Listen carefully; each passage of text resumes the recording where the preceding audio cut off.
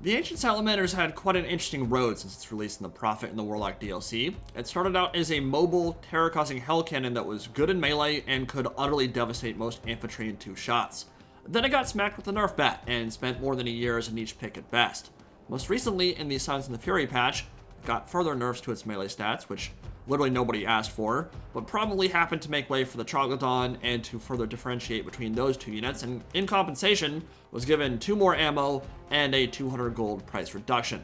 It's certainly a better choice in multiplayer now, simply from a cost efficiency standpoint, so I figured I'd try out the old Hand of Glory strat, giving it massively increased reload speed to blow the undead back to their graves. It's about to get spooky in the haunted forests of the Deadwood, and purging corpses in holy fire is the righteous way to fix this problem.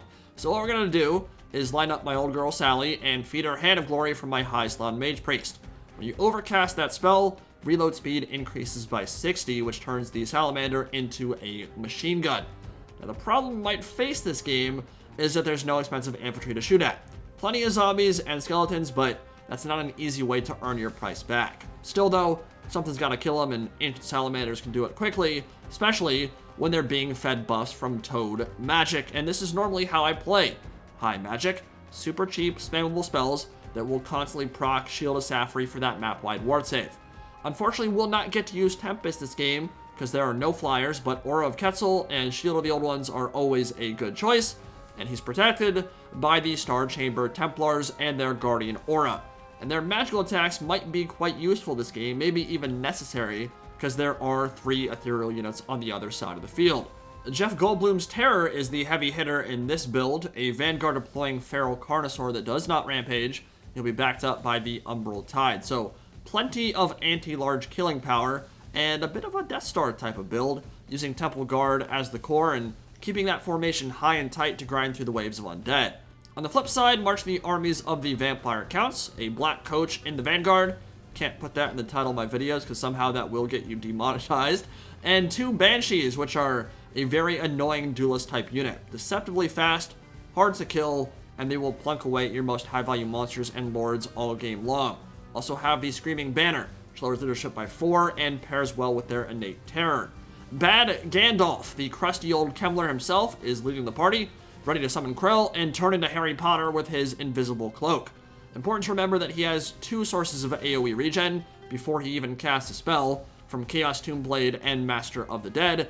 Naturally, he can cast Nahak and map-wide regen on top of that every time he uses magic, which means units like the Vargulf, who already have innate regeneration, have like 5 different sources of healing going their way, which means you need big-time burst damage to put them back into the grave. There are some Cairn wraiths on the field, some Blood Knights up on top of the hill, 2 Black Knights in the back, and as I said, that Black Coach in the front, ready to demonetize my video at a moment's notice. Now, one of the issues that units like the Ancient Salamander and Medusa constantly deal with are hills. Any undulating terrain makes it very difficult for them to actually land shots, which gets very annoying, especially when you're firing into shambling masses of undead that are moving at like 5 speed.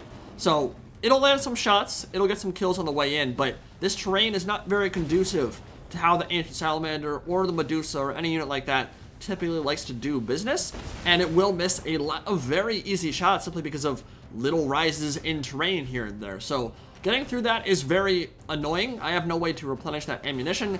Every missed shot is a problem because I might need some extra to deal with Blood Knights, which the Ancient Salamander isn't really designed to kill, but it'll still kill 2 or 3 models per shot, so that's going to get you a lot more value way more quickly than it will firing into zombies or skeletons. But the hordes need to die too, so firing in at whatever I can at the moment is still important. Jeff Goldblum's Terror going right up the center into the middle of the undead horde, and the Umbral Tide firing in, and I'm going to say it right off the bat, those poor skinky boys are not going to have a good time because your boy Andy Pride does not want them to live.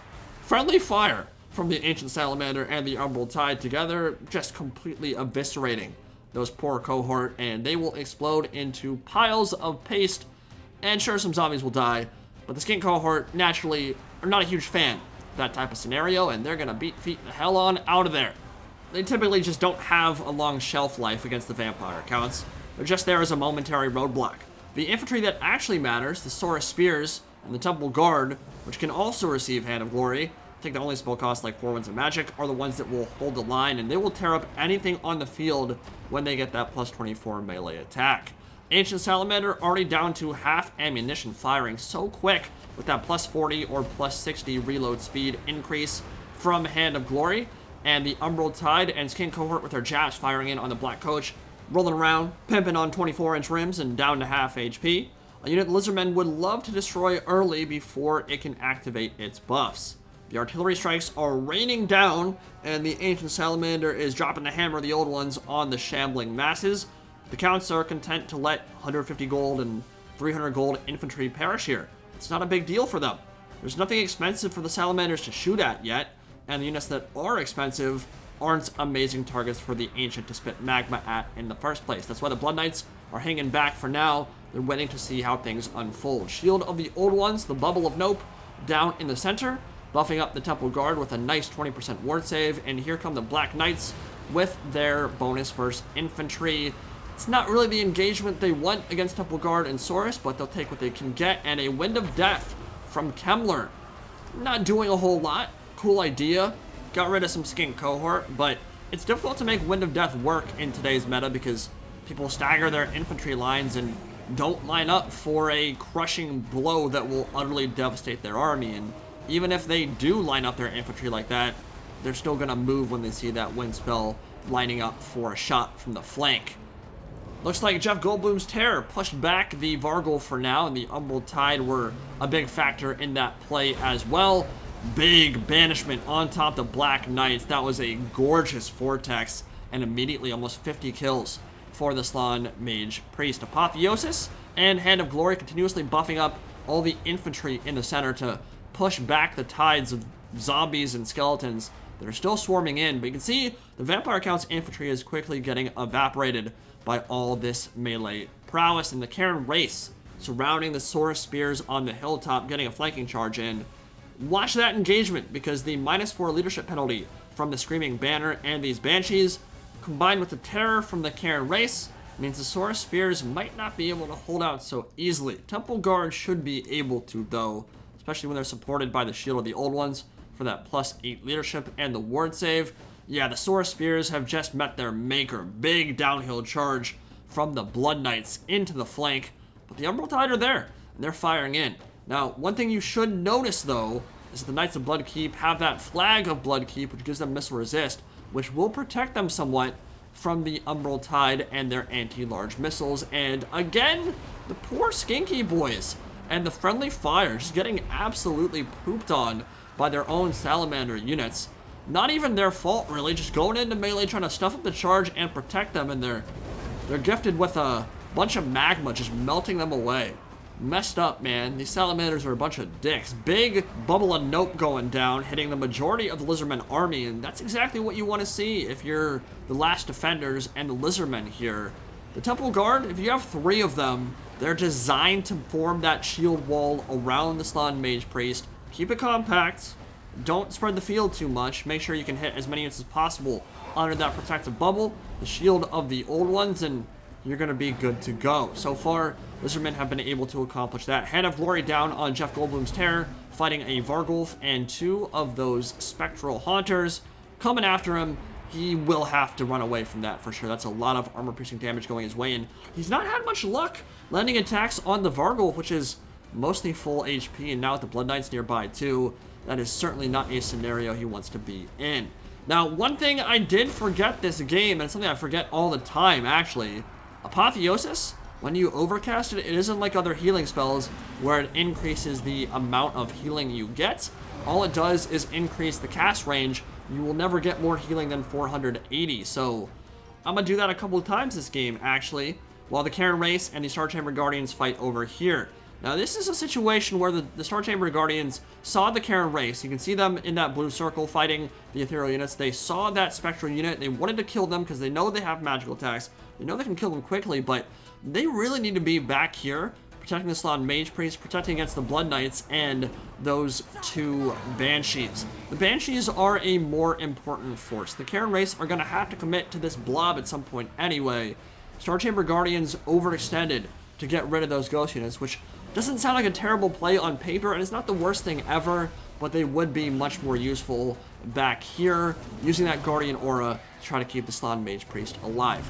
Still has support from 2 Temple Guard, still has support from the Ancient Salamander and the Jeff Goldblum's Terror, but this is definitely a scary scenario where things might snowball out of control if they can't get this blob under control.